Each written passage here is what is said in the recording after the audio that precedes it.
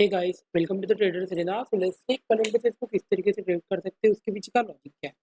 तो प्राइस को अगर आप देखोगे, हमने लास्ट टाइम से प्लान कर रहे थे मार्केट इसके नीचे नहीं आना चाहिए। इसके नीचे आता है तो ये एम पैटर्न बनाएगा और ये सेलिंग के लिए एग्रेसिव आ सकता है। और हमने प्लान भी किए थे लास्ट टाइम कि ये एरिया में मैं एग्रेसिवली सेल करना प्रेफर करूंगा, बिकॉज उसके नीचे आता है मार्केट कंटिन्यू मोमेंटम कर सकता है।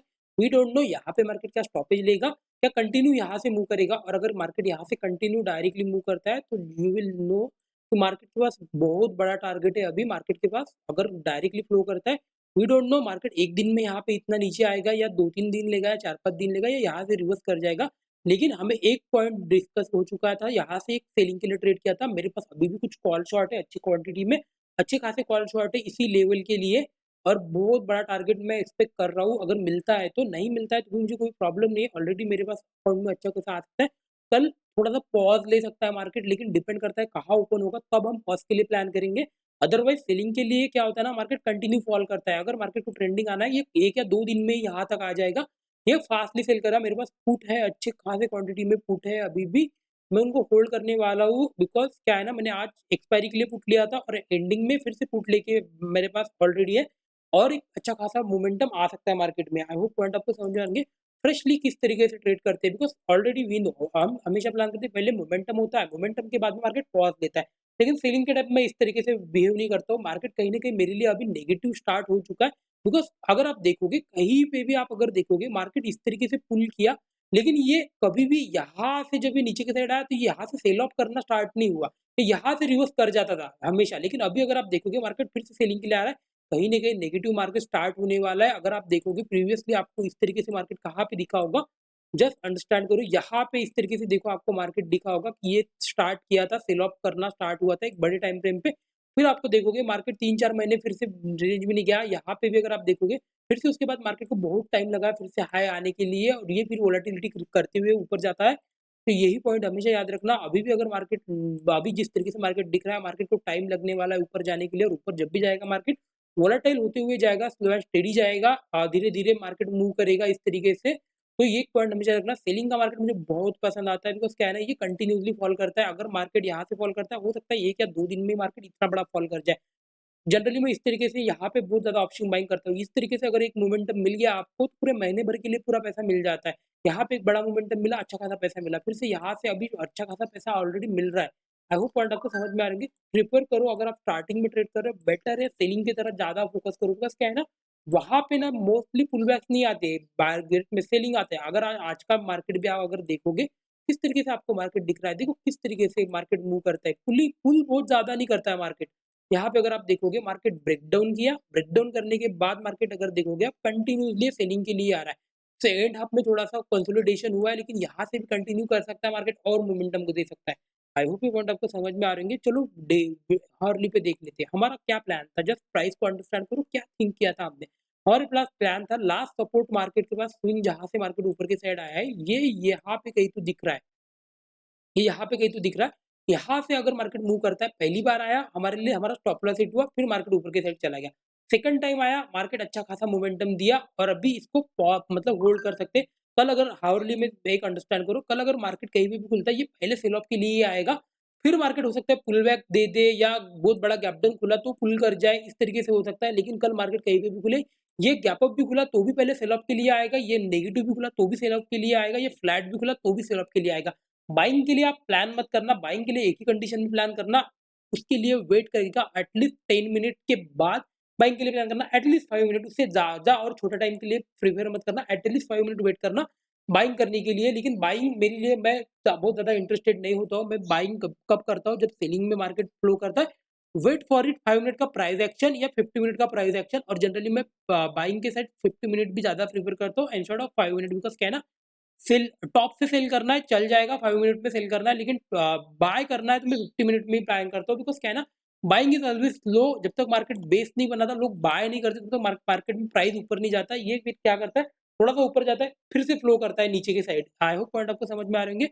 अभी इसको किस तरीके से प्लान कर सकते हैं, चलो 50 मिनट में देखते हैं डिटेल्स में कहाँ पे प्लान आउट होना चाहिए और किस तरीके से प्लान आउट कर सकते हैं। जस्ट अंडरस्टैंड करना, एक पहले पॉइंट समझ लो, ये प्रीवियस रेजिस्टेंस है, ये रेजिस्टेंस के आसपास ही कहीं तो क्लोज किया है। अगर मार्केट इसके नीचे आता है ना, ये और बड़ा फॉल कर सकता है, मार्केट और कंटिन्यू फॉल कर सकता है। अगर मार्केट गैप अप खुला, गैप अप खुलने के बाद ये वोलेटाइल हो सकता है या तो फिर एक प्राइस एक्शन बना के सेलिंग के लिए आएगा। फ्लैट खुला तो फ्लैट खुल के भी मैं सेलिंग के लिए ही प्लान करूँगा, लेकिन अभी मैं मेरे लिए क्या होना है, मेरे पास ऑलरेडी पोजीशंस है, तो मैं जनरली किस तरीके से प्लान करता हूँ, मैं प्लान करूँगा अगर मार्केट कल फ्लैट खुल के अगर नीचे की साइड आता है तो मैं एंट्री नहीं करता हूँ। मैं जनरली वेट करता हूँ मार्केट थोड़ा-सा इधर यहाँ पे खुले तो मैं क्वांटिटी को ऐड ऑन करूँ, या मार्केट थोड़ा-सा नीचे खुल के एक इस तरीके से यू टर्न पैटर्न बनाए, मैं तब क्वांटिटी को ऐड ऑन करूँ। फ्लैट खुल के मेरे लिए थोड़ा-सा थोड़ा कन्वीनिएंट नहीं होता है, बिकॉज़ क्या है ना, मार्केट क्रॉस करता है फिर पुल कर देता है ऊपर के साइड या नीचे के साइड अपोजिट साइड में ट्रेंडिंग के अपोजिट डे। तो ये जनरली होता है इस तरीके से, लेकिन अगर मार्केट अच्छा खासा दिखता है तो हम ट्रेड करेंगे। चलो किस तरीके से ट्रेड करेंगे जस्ट अंडरस्टैंड कर लो। थोड़ा-सा ज़ूम आउट करके देखते हैं कहाँ पे ट्रेड कर सकते हैं। जस्ट प्राइस को अगर आप देखोगे, अंडरस्टैंड करो, लेट्स सी, अगर मार्केट यहाँ पे आप स्टॉप लॉस ले सकते हो अगर आपके पास ट्रेड है तो। यहाँ पे कहीं तो खुला, लेट्स सी मार्केट इस तरीके से आया, तब सेल करेंगे stop loss this area. Flat खुलता है, यहाँ से डायरेक्टली सेल करेंगे, स्टॉप लॉस यहाँ पे। गैप डाउन खुला, एक पुल करके अगर फिर से नीचे गया तो यहाँ पे ट्रेड करेंगे स्टॉप लॉस यहाँ पे। या तो गैप डाउन खुलने के बाद इस तरीके से पैटर्न बनाता है तब ट्रेड करेंगे स्टॉप लॉस यहाँ पे। आई होप पॉइंट आपको समझ लीजिए, चारों पैटर्न को अंडरस्टैंड कर लो मैक्सिमम टाइम।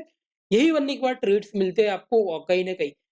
बाइंग के लिए अभी छोड़ दो, जब तक मार्केट यहाँ से शार्प बाइंग है, ये सेलिंग आई है, इसके ऊपर जब तक नहीं जाएगा बाइंग के लिए प्लान आउट नहीं करेंगे। जब तक इसके ऊपर नहीं जाता, कल के दिन छोड़ देंगे बाइंग के लिए, बिकॉज़ एक दिन जब तक मार्केट फ्लैट नहीं होता, मैं बाइंग के लिए बिल्कुल इंटरेस्टेड नहीं रहता हूँ। टॉप से मैं सेल करने के लिए प्रेफ़र करता हूँ, लेकिन नीचे से बाय करना थोड़ा डिफ़िकल्ट होता है। क्या होता है ना, मार्केट थोड़ा-सा ऊपर जाता है, फिर ब्रेक करता है तो बड़ा मूव फास्ट, बहुत फास्ट मोमेंटम आते हैं।